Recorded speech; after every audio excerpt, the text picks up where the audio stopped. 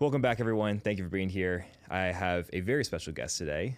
We have a fun conversation about overcoming different self-sabotage and limiting beliefs and having a better mindset. And so this person used fitness as an avenue to get people to improve their mindset, and now is stepping into a more purposeful step in her career. So Kelly, thank you for being here. Super excited. Thank you for having me. I'm excited to be here. Absolutely. So let's start from the beginning. You grew up in Maryland, and you flew across the country to go to school, and you became a personal trainer at 18 years old. What was the first step into why you wanted to be in fitness? And this is so funny because it just recently came back up. I actually got cut from my high school soccer team when I was 14, 15, whenever you're a freshman. And I was really skinny. I was just not tough. I had never really stuck to anything in my life up until that point. I had played soccer for 10 years. And I thought I would just naturally be able to try out and be good. Turns out that's not the way it works at all.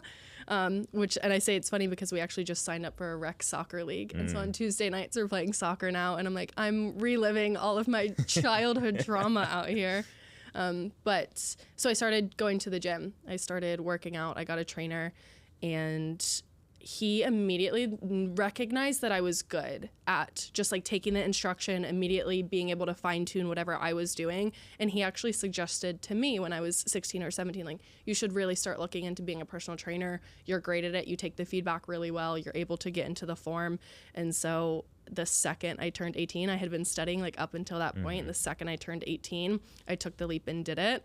I had no idea what I was doing looking back now, but I just knew that it was something that gave me so much confidence. I always knew I was an odd duck compared to all my friends in high school. They played sports and they liked to drink and all of those things. And I very quickly recognized I didn't like to do any of those things. I feel like everyone in our industry kind of identifies as the little ugly duckling or the black sheep of their family. And I always knew that to be true about myself as well. And so personal training really gave me an outlet of something that I found that I loved. It was the first thing I genuinely had passion for, but then was also simultaneously good at. And so the confidence that gave me, figuring out that I could then give that to someone else, made me fall in love with personal training so fast. That's so good. I feel like a lot of people listening to this can relate to feeling like an outsider, but in a good way. Totally. And not going with the herd. And you can fall into two categories. One's going to be I'm different than these people. I'm going to go so much further because there's something special about me and unique, and I'm wired a little bit differently. Or you can feel what's wrong with me? Yeah. Which one did you fall in at that time frame? Because you were pretty early on. Totally what's wrong with me. And I posted about this the other day as well. I've always self-identified as very average. Nothing about the way I viewed myself or the way that I was accepted in society was something that stood out. So I was never a good soccer player, got cut from the soccer team. I was decently good at school, probably got a 3.5, got into decent schools, but also got denied from some schools. Just very much, I was good at my job, any job that I was in, but I was never the person that was excelling, even though I kind of always wanted to be. I just had never really applied myself. And then internally, emotionally, I very much identified as someone who's I'm weird. People know I'm weird. They can't find out that I'm weird. I'm different. And I use that to isolate myself, which then the older I get, the more I understand the pattern and the power of the thoughts that we think. Exactly what you were saying. The same thoughts that isolate me could be the exact thoughts that separate me, and people look at me and be like, damn, I want to be like her. And so really just learning how to leverage that, I would say, is the biggest thing. But I definitely viewed myself from the lens of I'm weird, I'm different. I started bodybuilding when I was 18. That's so bizarre. I was living with 3 other girls 2 separate times in prep, explaining to a bunch of 19, 20, 21-year-olds why I can't have McDonald's and go to the frat party because I'm bodybuilding and doing 90 minutes of cardio at 4 a.m. is such a foreign concept to them. And I'm somebody, and this is something I still struggle with to this day, is I self-isolate when I don't feel 100% understood because I would rather be alone than misunderstood. And that's something that even to this day, I really have to put myself out there. And Austin's such a great place for it. When I get asked all the time, I'm like, move to Austin if you feel like you're the odd duck, because we are all the odd duck here. There's so many people who are so growth oriented, and it does require putting yourself out there in that realm and being rejected as well. And so something I'm definitely still working on, because I would at the end of the day rather be alone and in my own company. But I know the only way to grow is by putting yourself out there. Absolutely. I want to go back to you saying you're just average, right? And I can relate to that so much. Like, it's in my Instagram bio, I'm ordinary dude with extraordinary goals. Like, I resonate with that so much. I think that is a dangerous place to be. People can look at that on paper and be like, oh, you're good because you're getting by in soccer, in school, in work. Like, you're checking the boxes. But there's not that different factor of like, I'm going to excel. But obviously you changed that around. Your mindset became so much stronger that made you above average in so many categories, right? So what was it that finally switched of like, I'm not okay with just being average and being in this bucket of all these people. I want to be a little bit more. The more I tried to be like everyone else, the more average I was. So in high school, we started drinking very early and did that a lot of the time. And it wasn't until I found fitness and bodybuilding that I realized I could so easily flip on a switch and go all in on a prep. It was never an issue for me. And then the same thing of, I had said it since I was 2, and I feel like everyone kind of says it, where I was like, oh, I'm never going to have a boss. I'm never going to let anybody tell me what to do. That's just not who I am. It's not in my DNA.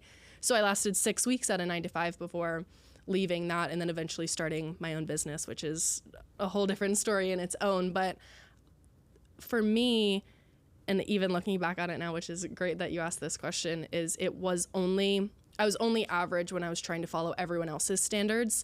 The second I started going based off of what I knew to be true and following my intuition and just listening and trusting. Like, I've made nearly every dollar I've ever made in my life off of Instagram, which, trying to explain that to the generation before us, they'd be like, okay, that doesn't make any sense. But if I would have listened to them and listened to what I was supposed to do, I wouldn't have any of the life that I have now. And so to me, and it's funny because I think I'm average, but by my own standards, just because I have such a high expectation for myself. And so it's more so based off of me versus anyone else's definition of it. Yeah, I agree. And you're crushing it now. Like, I think people can see fulfillment in someone when they're actually pursuing something meaningful. Like, if you just went the 9-to-5 route, like, you could be making a good career, but are you happy? Are you living in alignment with your actual values? Maybe not. And that doesn't come across in the content or talking to people. Like, we just spent an hour lifting and you talking about where you want to go with your business and why you started it and all these different things. You can see the passion behind it. So it's more than just like, here's how much money this person makes or here's how many people this person serves. It's about, how do you like feel when you wake up in the morning or go to bed at night? I say that all of the time. Is I never wanted to live for the weekend. And I very quickly saw everyone else doing that. And that's the norm, specifically when you go to college too, is like everyone dreads the Monday through Friday of their classes. They live for Thursday, Friday, Saturday, Sunday. And then we just carry that into you getting a 9-to-5. And so something that I try to embody every single day, I always joke I never know what day of the week it is because it doesn't matter, because I show up and do the same things. Yes, I have certain obligations on certain days, and we all do 100%. And if I want to go lay in the pool at 12 p.m. on a Tuesday, that's exactly what I'm going to do. If I want to work a 16-hour day, that's exactly what I'm going to do. It really just is, to me, when I love my life, and that is so important to me. And that's why I lasted 6 weeks at a 9-to-5, because I very quickly realized that that wasn't something that I wanted to do with my life. And that's more so what I want to give to people, is equally, if you thrive in a 9-to-5 and that's what makes your life great and you really appreciate that, 100% do that. I've always known myself to be somebody who, if I'm not head over heels passionate about what I'm doing, it's not going to last. Like, my business is the longest I've ever had a job, because I've only ever lasted 4 to 6 months in any position because I knew it wasn't meant for me. And I always thought that meant something was wrong with me. Turns out it just meant there was something wrong with the job that I was trying to shove myself into. Yeah, I love that. I think, correct me if I'm wrong, but a lot of your mindset today comes from going all in on something in life. And that was, for you, it was bodybuilding, and teaching yourself, here's what it takes to be successful. Here's what I need to do on a daily basis. Here's the end goal. Here's a standard I need to live at. And then now, like, you're not in bodybuilding anymore, but you still have that mindset and that work ethic that you did a couple years ago. Why was it bodybuilding? What was that whole mindset of, I want to look shredded, step on stage, and hopefully win a competition? For me, it was never really about the aesthetics more than anything else. It was, can I put myself through something so hard And I think it was the ego of people saying, oh, I could never do that. I love food too much. I'm like, if anybody loves food, it's 100% going to be me. But I was definitely in the space of, it's the motivational videos that you watch all the time, and seeing somebody purposefully put themselves through suffering. It's the, if you choose hard things daily, it makes for an easy life. If you choose easy things daily, it makes for a hard life. Very, very similar in that aspect. And again, like, I'm somebody who, I'm okay saying no to absolutely everything that does not align with myself. And I'm somebody who very knows myself to thrive in discipline, but I didn't know that until then.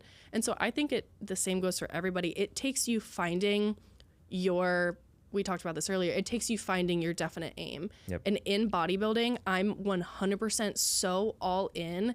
It's not a problem for me to say no to absolutely everything else. And I love thriving in that. And I notice myself, I'll start to fall short in most areas of my life if I do not have something that I'm all in passionate about. And even like in this season of my life, you asked me what my goals were for 2025 in my business. I have to have those. I have to set those. I think it's just character traits and how you choose to view yourself. And the more you get to know yourself, the better you can leverage your own strengths and weaknesses. And so for me, all or nothing is something that I do possess. I work a lot on it. I really try not to. But what people don't understand is that could equally be, okay, I'm all in on bodybuilding and I'm a great bodybuilder. I'm all in on my business and I'm a great businesswoman. Yep. Or you could flip it the other way. I'm all or nothing of, okay, I'm either 100% following my diet or not at all. Or I'm 100% all in my business or not at all. And so it's a very fine line between the two of them. And so equally, the thing that is my greatest strength is also my greatest weakness. And so I feel like I love discipline because it really challenges me to leverage that, pull my emotions out of it.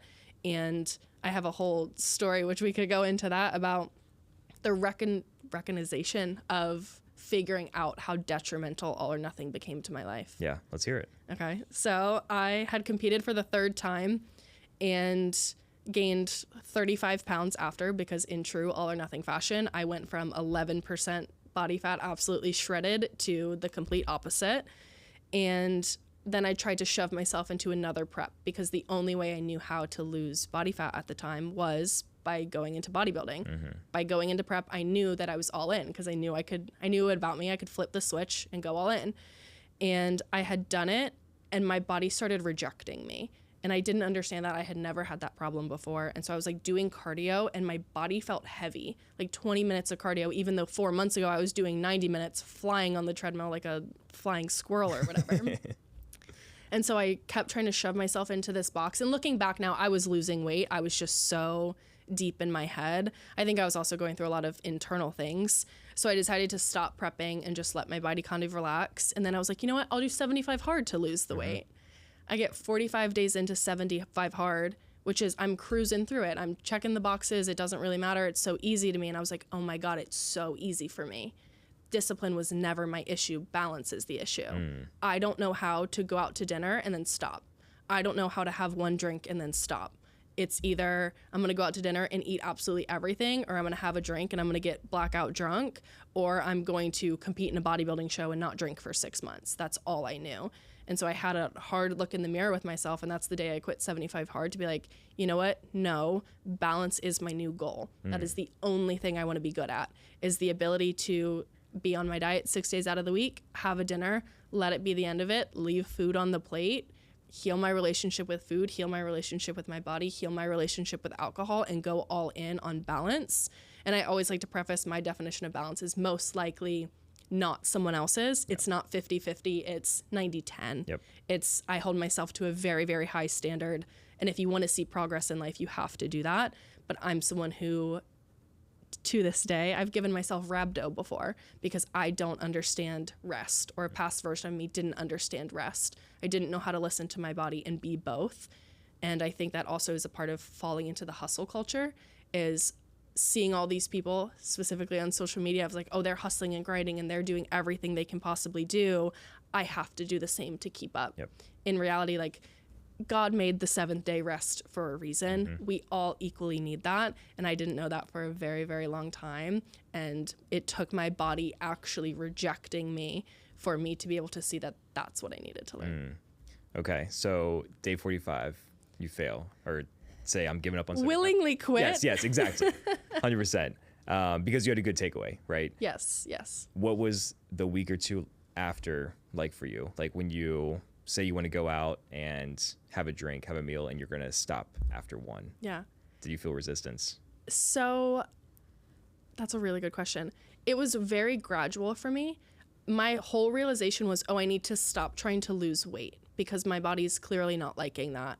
And I'm just trying to put resistance, and what we resist persists. So if I'm resisting gaining weight, it's going to persist in its pursuit of me, which sounds weird because it's an inanimate object. But for me, that realization really healed me, and it just became practice. And I work with a lot of women who struggle with their relationship with food, and that's really what we do, is just practice, because no one teaches us how to become conscious of our relationship with food or conscious of our relationship with balance. And I was in a relationship at the time, and he, I think, was a large part of why I was able to heal my relationship with food, because he would stop when he was full. And I'd be like, why aren't you going to finish that? And he's like, I'm not hungry. I'm like, so? Like, what do you mean? Finish it. There's food on your plate. Or same thing, he would have a drink and that would be the end of it. And watching, I think I had just been surrounded by women who society tells women to be smaller and to eat less and do all of those things. And that was so normal to me, that being around a man who didn't have that really showed me, okay, hey, that's not normal. And this is what we need to start to do. And so it was more so, I literally lost 15 pounds between stopping 75 hard in the end of the year, and it was 4 months. Because I stopped forcing myself and I allowed myself to open up to a different perspective, which was falling out of the relationship of bodybuilding, which you asked if I was ever going to compete again. And no, hard no. No, because I know myself so well. And it breaks my heart, because I will always have the competitive drive of, I got second place 3 times. Like that really eats a girl up if you let it. And so there's a part of me that will always know that I could have pushed harder or done more or given it another go. And I know myself so well that I will lose myself if I do that again. Yeah. That's a really good story. I love that. And it's a good reminder for people that you can have both. And I like how you mentioned, to be great, it should be more of a 90-10 than a 50-50. Like, balance is such a hot topic for people. Like, some people are like, there's no balance. Some people are like, yeah, you should be balanced. But everybody's different. Yeah. And if you really want to excel, like, you need the rest. You need to listen to your body, listen to your mind. But it shouldn't be that 50-50 split. It should be closer to that 80-20, 90-10. So it's really important. And you take this philosophy into your business. You start a business at a very young age, and you are crushing it, have an amazing value proposition that, I asked you this morning, like, what makes you different than other coaches? Can you explain to the audience that? Yeah. So I, coming from the bodybuilding background, was just a fitness coach. So I built pretty much my entire business, not only off the way I looked, but also helping women improve the way they looked. And as I was navigating this journey with myself, with my body, I very quickly noticed how much praise I was getting on social media from being shredded. And it's something that you kind of know what you're getting yourself into, but I didn't realize the level to which it was existing. And then I felt so grimy and dirty promoting that to women. Like, oh, I'm going to shrink your waist and grow your glutes and do all of these things. And so genuinely what makes me different is I take women from body focused and putting all of their worth and all of their value and thinking. And again, a lot of them come to me thinking still that their confidence is in their body. And a part of it is, but it's more so the way you show up for your body and the way you treat your body and your inherent worth. I'm somebody who will completely self-abandon in relationships, which then that inherently means I have low self-worth. And so what I actually needed to do was develop a sense of self, develop a routine for showing up for myself. And so really what makes me different is the holistic aspect of it. I understand when you have a healed inner world, healed inner self-talk, relationship with food, ability to show up for yourself, ability to know your mind, and even just monitor and watch your language, watch the way that you speak about yourself, you then reflect that in all of your actions. So if I do not value myself, I'm going to binge eat. If I don't value myself, I'm going to say yes to something I want to say no to. And so really, like, everyone knows fitness is just boundaries, standards, habits, and routines. And when you fine tune those, you look great. And so what I did was teach women how to do it from the ground up. But it's like I was telling you, it's really difficult to market that because, and even to this day, I really try not to post my body all the time, but equally I'm just a human being and like I want to celebrate what I've built. But it's really hard to market to people like, hey, what actually matters is this thing, but what you care about is this other end goal. And so even it's kind of bridges the gap of the balance that I was telling is the balance of both of those. You can have both. You can equally have a healed inner world and a healed outer world. And I always say, if your dream body is killing you, it's not actually your dream body. Like if you have to suffer that hard over it, and most people don't get that. They see bodybuilders who are absolutely shredded and it's like, little do you know, I ate 1,000 calories yesterday and spent an hour and a half of my day just on the treadmill. And they're like, wait, but I want to look like you. And I'm like, but you don't want to do what's required of that. And so I wanted to create a physique and also just being a powerful woman in the sense of that's what women look up to. Not so much like, oh, I want to look like her, but I want to be like her. Yeah. And so like that's for me the real difference. That's so good. Let's say someone comes to you and their identity is in the body. They want to look good. They want to feel good. They don't have the mindset. They're self-sabotaging. What's the first step? Because I know you have a lot of good systems to get them to where they want to be and where they should be. But how do you first identify, here's what's going on in your mind, and here's how we're going to work past it? Awareness is the number one thing. Most people are unaware of the language that they use. When they speak about themselves, they're unaware of what matters, their values, what society is pushing on them. So if you ask them like why do you want that body? What's it going to do for you? And they're like, oh, well, it's going to make me feel more confident. And why? And so I typically just like get to the root for them. Most people have never said out loud why they want to achieve something. And when you get to the real root of it, typically it's for a lot of women, it's for male validation, or it's to make money, or it's to because they're comparing themselves to every other woman around them. So it all comes down, everything in life is either love or about the absence of love. And so typically when they are pursuing a certain body, it's out of the absence of love, thinking on the other side of the body will be the love. And so what I have to do for them is just build and broaden their awareness of that concept.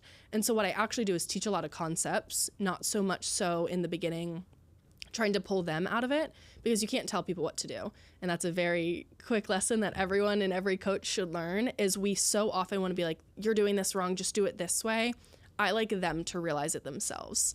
And so honestly, like the best way to be a coach is to learn how to ask really great questions. And so I just sit there and I stay as curious as I can about the purpose behind what they're doing, what's their driving factor, and then just broadening their horizons to understanding, okay, this is the language that you're using on a day-to-day basis. This is how you're talking about food. This is how you view yourself. Like, where is your validation coming from life? Like, do you feel loved? Do you look in the mirror and love yourself? When's the last time you did that? And so not only do I have a lot of tools for them to use in that sense, but more so than anything else, it's just, again, broadening their awareness and then providing action steps that follow that. Because most people, if they've never had a conversation about their body, or they've never had a conversation about how that's how they get validation, and they think on the other side of a certain physique is a man finally loving them and accepting them, when they realize, like, if he's coming into you for the physique and then he figures out who you are, he's going to leave.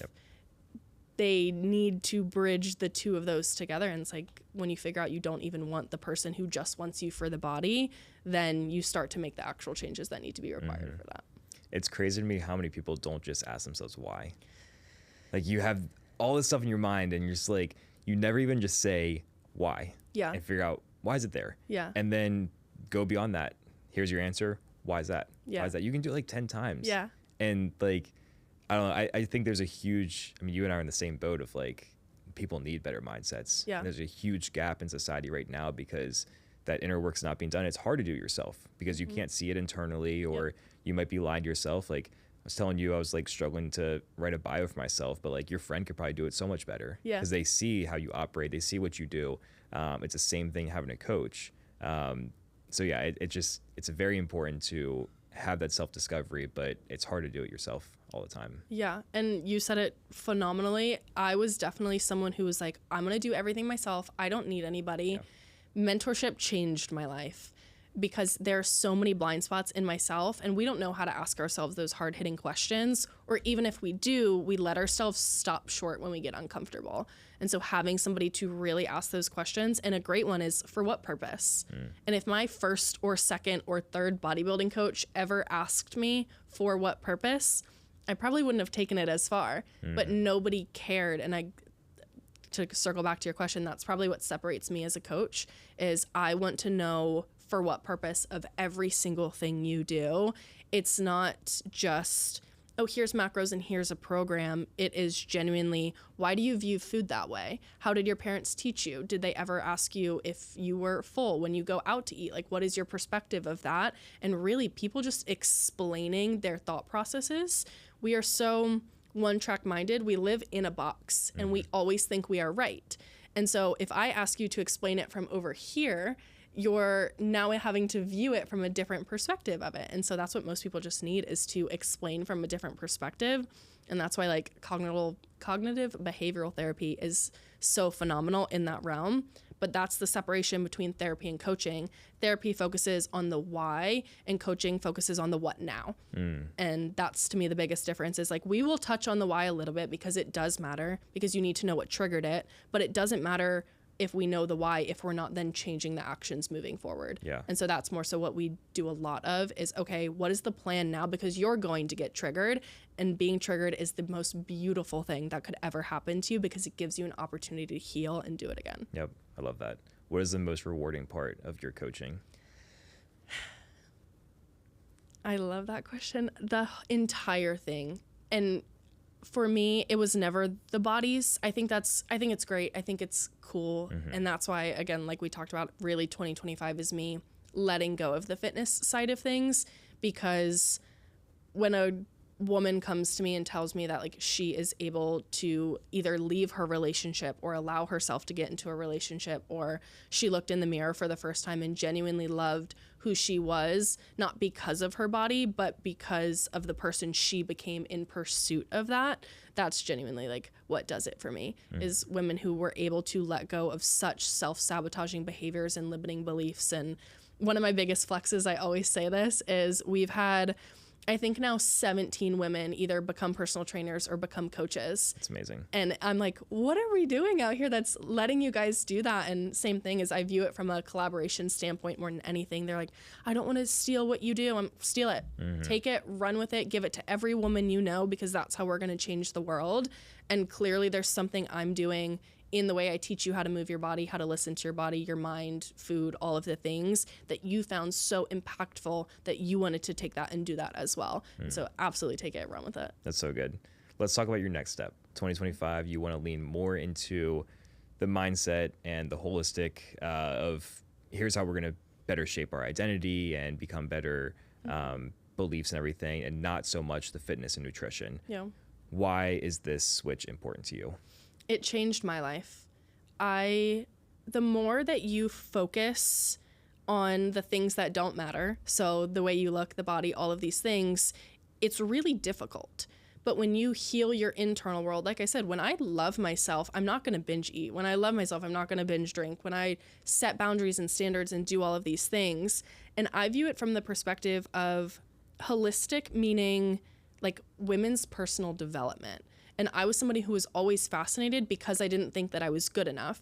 But I always say you can love yourself or shame yourself into the same results. And I want to teach women how to love themselves into certain results. And so it goes into the depth of understanding like your masculine and feminine energies. I was someone who I saw successful men, hustle culture, it's the world that we live in right now, that I thought that was the only way to be successful. So that's exactly what I did. And then I disconnected from myself and from my body.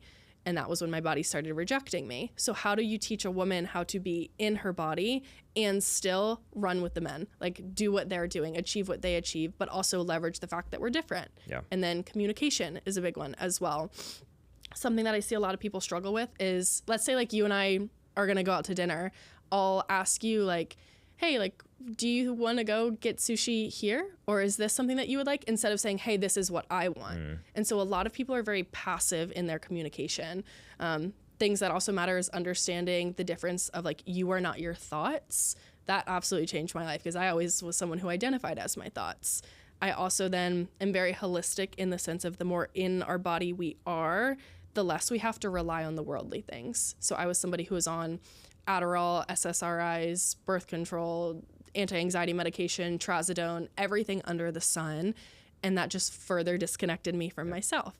And so when I'm able to like live the holistic lifestyle in that sense, then I'm also able to understand my mind better and not live by diagnosis anymore. And then you can get into reality creation. And so I more so view it the holistic perspective of personal development and self-growth more than anything else, of using my own thoughts and my own mind to change my life. Like my entire life is a byproduct. Everything around us is a manifestation of what was once just a thought in my mind. Like that plant, somebody had to think it in their head and now it's out here doing its thing, which is so cool. And when I look around my life, I realized that exact thing. And I was somebody who did not like my life for a very, very long time. And then I realized that I changed my entire life just by changing my thoughts. Like, how do I wrap that up and give that to specifically to women? Men are great. There's so many male coaches out there. Like, you guys are awesome as well. But I feel like there's such a lack for women specifically. And so that to me is like where I know it matters. There's so many great personal trainers out there who are way more passionate about it. And so I almost am like doing the world a favor by removing myself from that and doing what I know to me really, really matters. And it is the internal world and understanding all of these different intricacies so that I can package it up and give it to women who are ready to meet the next level of themselves. One thing I love is at the beginning of that, you said personal development changed my life. And the importance is you've been through it. Totally. You've been through all the experience of bettering yourself and investing in yourself, getting a mentor. You've seen it work. You're living evidence of it. Ed Milet says you're most qualified to help the person you used to be. So now these clients you have are the ones that were probably in your shoes 5-6 years ago. Right? So that's so important, and you can speak from experience. When you're pitching someone, it's not just like, yeah, I got this trust fund and I'd read a book and like, I'm going to coach you and you're going to charge, or I'm going to charge you this amount of money. You know, you're like, this is what I used to be. This is who I am now. I want you to have the same thing. Yeah, and you said it earlier, which is so funny, because you said that you had that book and you sat on it for like a year and a half. I had never read a book cover to cover before 2023. Really? Yeah, and I sat out to read 20 in 2023, and I did it. Nice. Because I decided I'm a reader. And so what people don't understand is you literally just, every single thing, you just decide that you are that and you are going to do it. And then you just need to align your actions with that. And that to me was so cool. And it's so fulfilling when you set something like that and then you live up to it. And if I can teach people how to do that in stepping stones where it's very digestible for them, where they realize the power, like we are constantly manifesting. You just don't realize that you're doing it to the negative. And so like you are speaking all of these things into existence, like, oh, I'm lazy. I could never achieve that. I could never do that. But then you don't believe in positive manifestation and you don't want to set goals that you want to move towards. That's where like we really need to leverage it. And so I wanted open women's awareness specifically to where they're already manifesting and they're already like drawing in on the law of attraction. And then how do we leverage that because you're already using it on a day-to-day basis. Exactly. Just spin it for success. And watching myself, I think, bodybuild. So following through on something that I said I was going to do. And then just small, stupid little things like, oh, I'm a reader. And then I read 20 books. And once you start getting into the habit of those things, those books absolutely changed my life. Like I'm somebody who time for time, reading is the best investment that you could ever make. My clients always laugh at me because I always have a book suggestion for them. They'll say something, I'm like, I got one for you. It's a running joke between all of them. They're like, just wait, she'll whip out her library in about 10 seconds, which is so funny because a past version of me would never. And so I love doing something year over year that the past version of me would never expect from me. And so that's to me like what it's all about. It's just continually surprising ourselves in that way.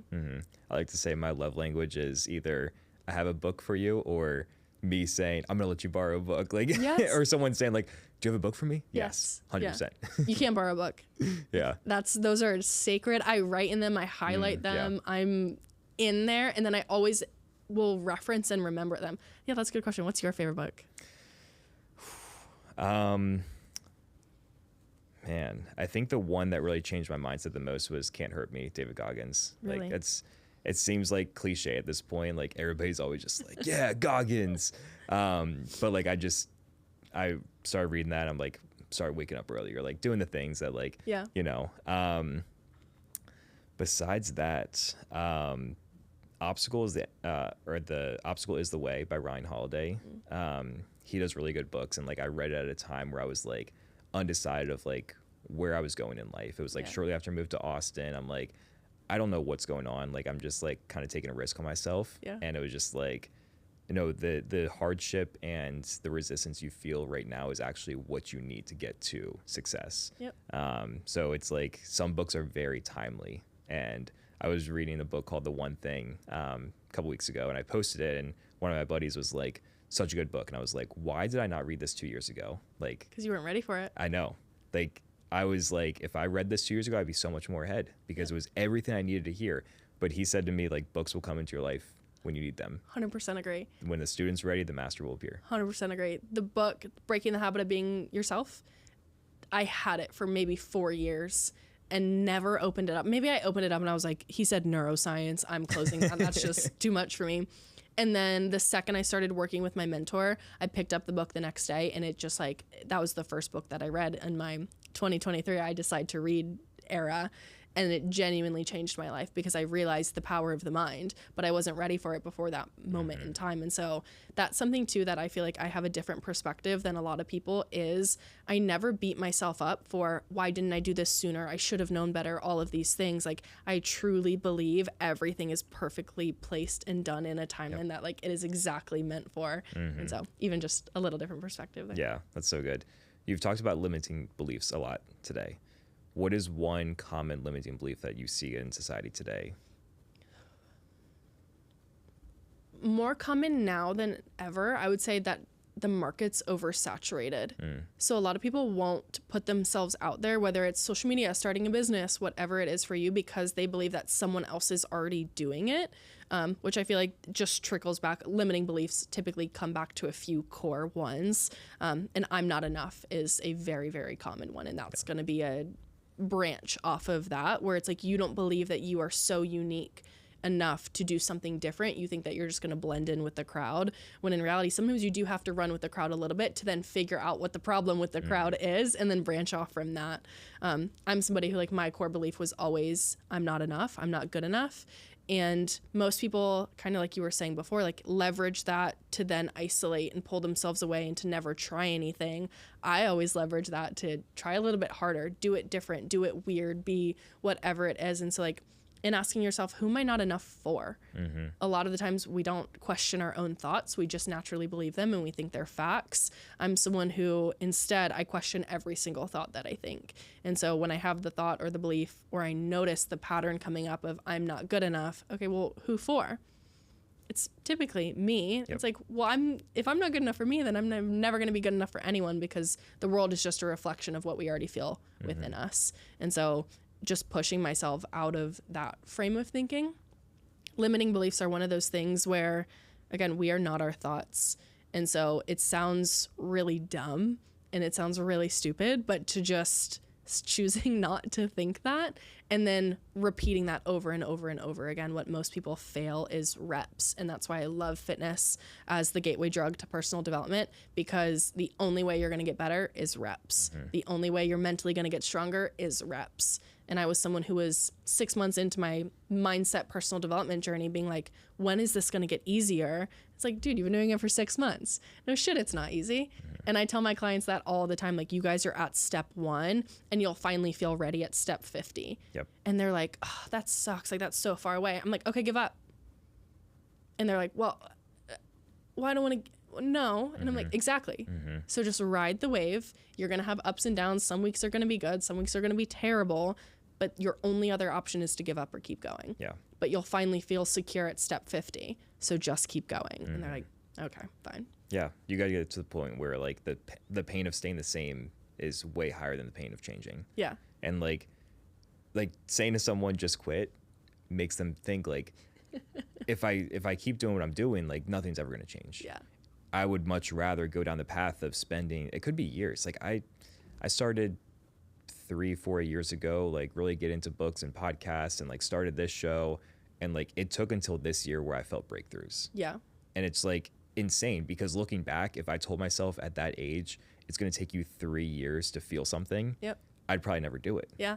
And it would take me 5 more years to realize, oh, I got to start now. But you just start and you figure it out. And like, maybe someone goes down that path and like 3 months in, they're just like, breakthrough, I'm ready. Like, it took me 3 years, you know, it's going to be different for everyone. But like, the problem is most people don't stick with it just because they don't have an immediate result. 100% agree. That is the number one issue that we see. I also coach coaches in the online space, and they'll try something for maybe 30 days, maybe 60. And they're like, I'm not meant for coaching. I'm like, you did it for 60 days. Yeah. If a fat loss client said that to you, like, hey, I didn't see all the results I wanted to see in 30 days, like, I'm going to quit, what would you say to them? And it's so funny because they're all fitness coaches. And so they're leveraging the exact same thing. But that was the quote that got me through my first bodybuilding prep. Is my competition was on May 12th. And I was like, May 12th is going to come and go regardless. May 12th is going to come and go regardless. Who do I want to be on May 13th? Do I want to be the person who competed, or do I want to be the person who threw in the towel and gave up because it was hard? And I was never someone who could set like future things. I didn't have a lot of delayed gratification. And I would say that's like one of the number one skills anybody could learn to leverage. And you can do it in such small ways, like a 90-minute caffeine delay. We all know it's great for your health.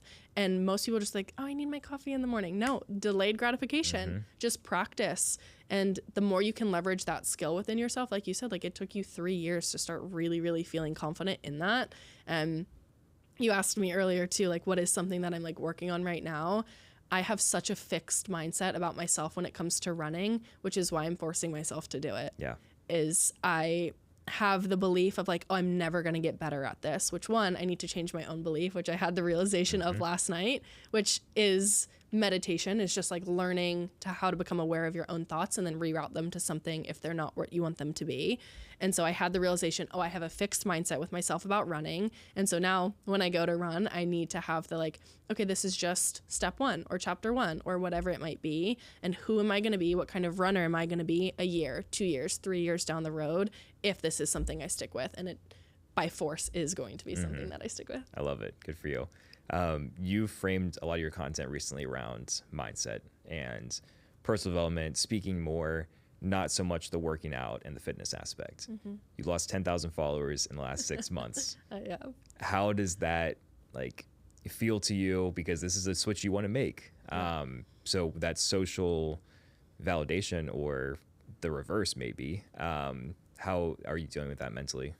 I would say in the beginning it was really difficult, but the deeper I learned about the ego and validation and feeling accepted by the world, it's an understanding that like we mix up the social media world with real life a little bit too much. Your brain doesn't know the difference. And so the gratification and the validation and the attention that I was getting from that was something I didn't realize how intertwined I was with that. And my Instagram name used to be Kelly K Fit, and I basically like posted, people thought I actually died because I posted RIP to Kelly K Fit, like I'm done trying to be this version of me. Everyone's like, oh my God, is she okay? I'm like, she's doing just fine. Yeah.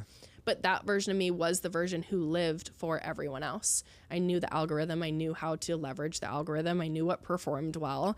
And so it did suck, I would say, for the first year. And my mentor and I would go back and forth all the time. I was like, hey, I want to do personal development, but then fitness is calling my name, and it's so easy for me to like grow in that realm. It's so easy for me to get clients in that realm. And so it really was something that you and I talked about as I like finally do my last stretch of letting go of fitness, even though I think I've done a great job of like making it mean something entirely different than it used to mean.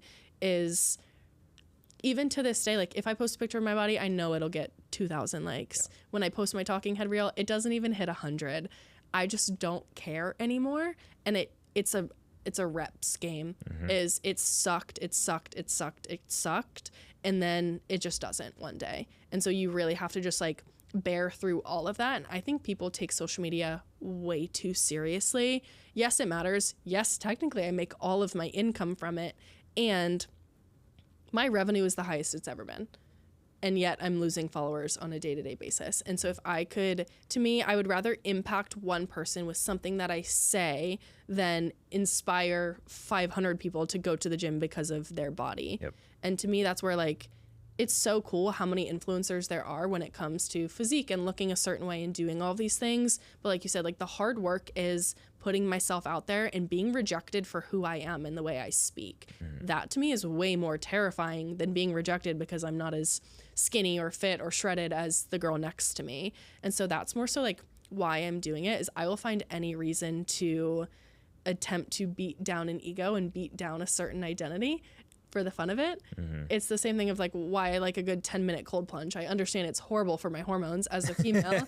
And I know like how many times I have to let go of my desire to control the situation and how much surrender I have to have. And so again, the algorithm is something we can choose to blame. I'm somebody who will accept personal responsibility for absolutely every area in my life.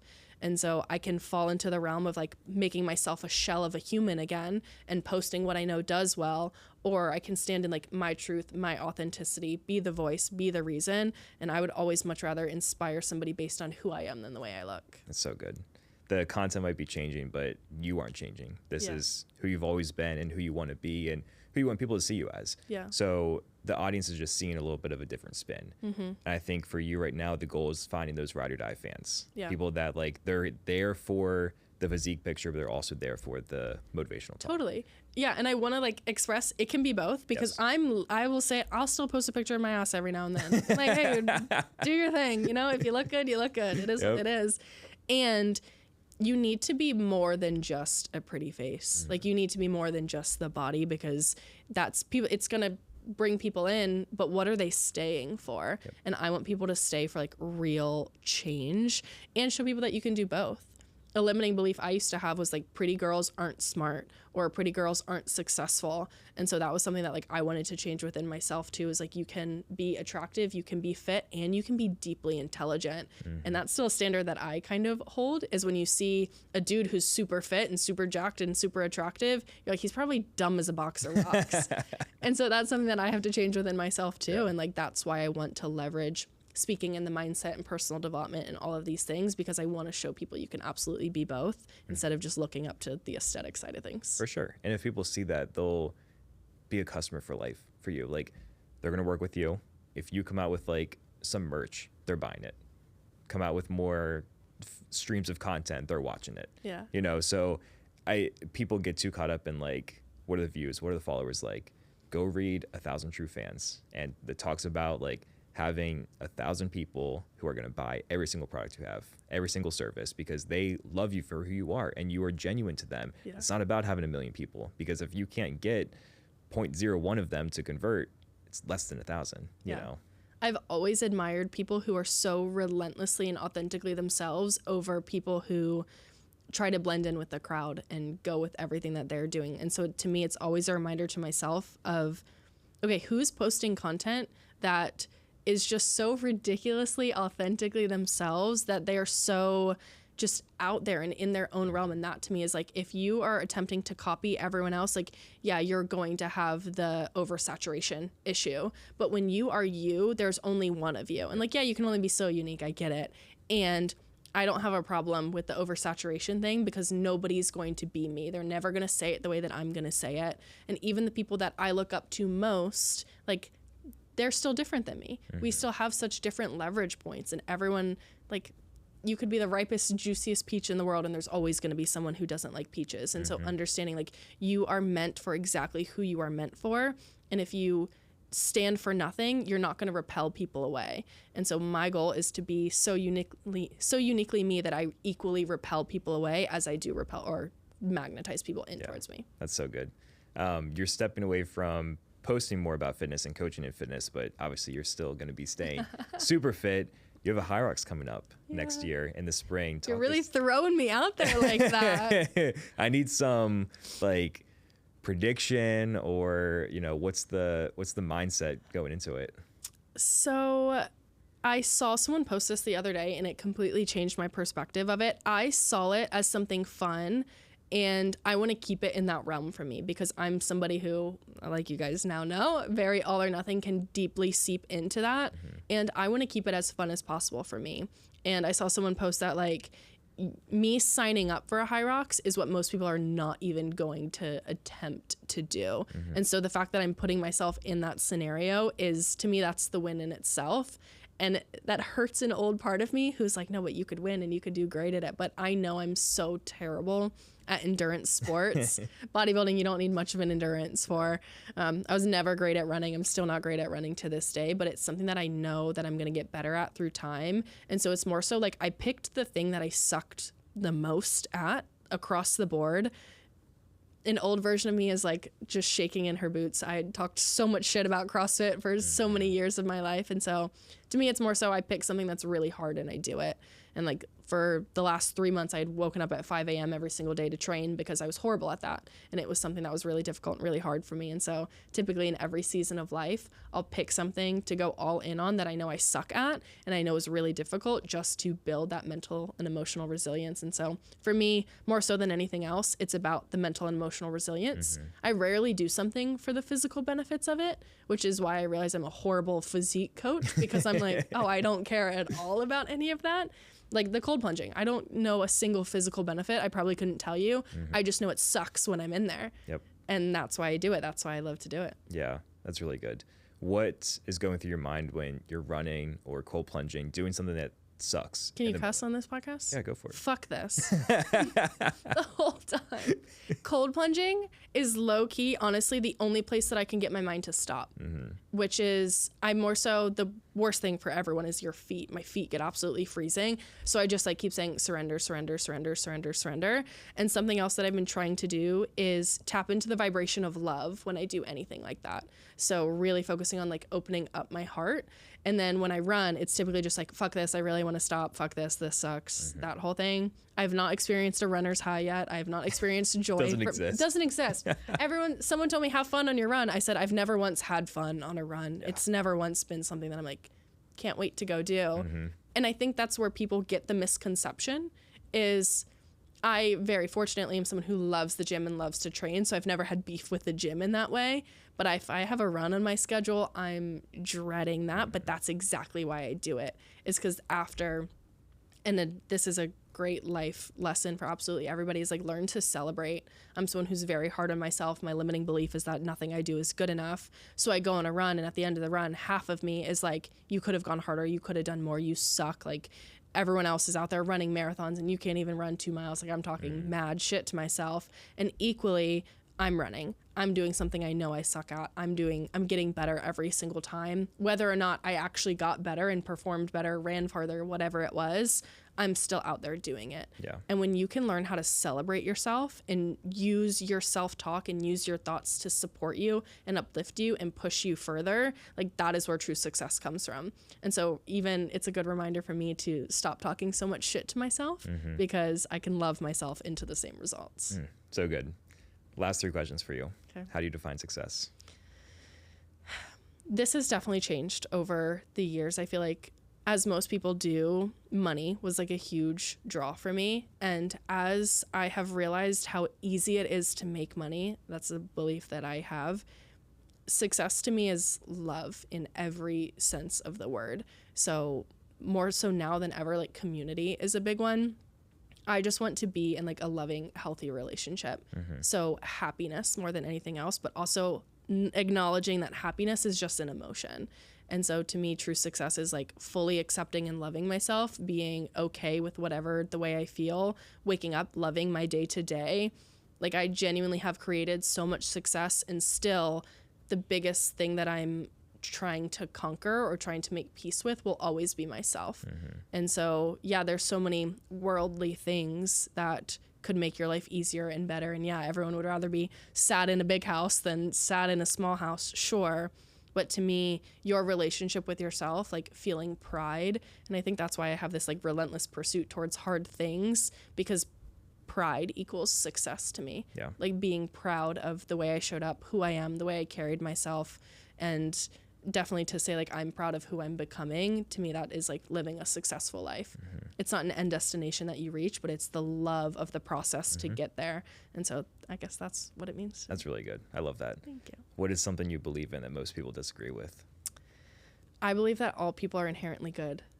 I feel like it's a very common thing to think that people are bad and that they just like sometimes do good things. But I'm someone who I believe at everybody's core, and this could be like to fault of my own, where sometimes I'll allow people to walk over me more than they should, or I'll forgive them one too many times.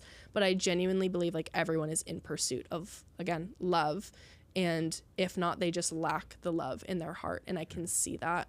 And I understand the way that the subconscious and trauma and healing and all of these things work. And so I understand that hurt people. And the world is just a mirror for all of these things. And so if someone does something to me, I typically just look within myself to be like, okay, well, what did I do? Where does that exist within me? And how do I heal that within me? Because I'm a woo-woo enough to believe that we heal and we heal the collective. So if I heal something within me to the point now I'm not yelling at you, I'm also equally healing you. Yep. And so if I can raise my own vibration, then I can raise the vibration of the entire world. And so like I just think it's everyone's own personal responsibility to be as good as they possibly can. And I know I'm a better person when I believe that the world is inherently good. And so it's just different than what a lot of people think. 100%. I agree. And lastly, for someone listening to this, they want to be successful. They don't know what step to take. What advice do you leave them with? One of the questions we get asked all the time is how. And I would say just get rid of how out of your vocabulary because you know how. Most people want to feel ready before they want to take the step. I would say, no, you're going to get ready as a part of taking the first step. And it sounds like terrible advice because everyone's like, okay, but tell me how. You can figure out how so easily. ChatGPT can give you the first step. It's more so you pushing yourself to do it even though you don't feel ready. And so I would say that's something like I moved across the country at 19. I've moved twice across the country since then. I've quit my job. I've done the bodybuilding shows. I've done all of the things and I was never ready for a single one of them. I became ready on the journey. I adopted the character traits on the journey. It wasn't something that I was ever inherently born with. It was something that I needed to develop, and it just developed as a part of the journey. Yep, that's really good. Kelly, you're incredible. Can you plug your Instagram, coaching? Where can people find you after this? Yeah, so I'm Kelly K. Poole on Instagram. Forme Coaching is my coaching. Wellness from Within is my women's personal development program. And I also have a podcast called The Greatest Project Podcast. You can find me there. This is great. Thank you. Thank you.